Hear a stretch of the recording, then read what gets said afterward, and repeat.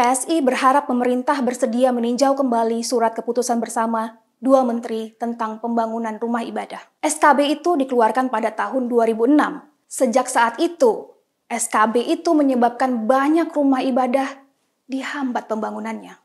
Setara Institut menyebutkan dalam tahun 2022 ada 50 rumah ibadah diganggu, termasuk dilarang pembangunannya. Beribadah adalah hak setiap warga negara.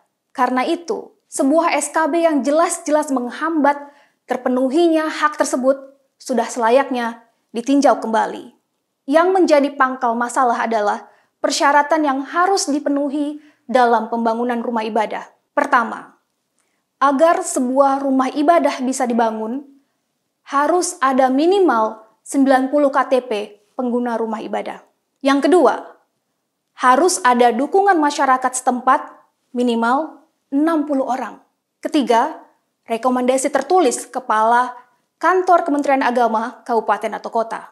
Keempat, rekomendasi tertulis FKUB Kabupaten atau Kota. Di berbagai tempat, 4 syarat ini seringkali membuat rumah ibadah tidak bisa dibangun. Yang paling bermasalah adalah syarat adanya dukungan dari 60 warga setempat. Seringkali semula sebenarnya tidak ada masalah, tapi kemudian ada provokasi atau bahkan intimidasi dari kelompok-kelompok tertentu. Mereka menekan masyarakat yang semula setuju untuk membatalkan dukungannya. Akibatnya, angka minimal 60 dukungan itu tidak tercapai.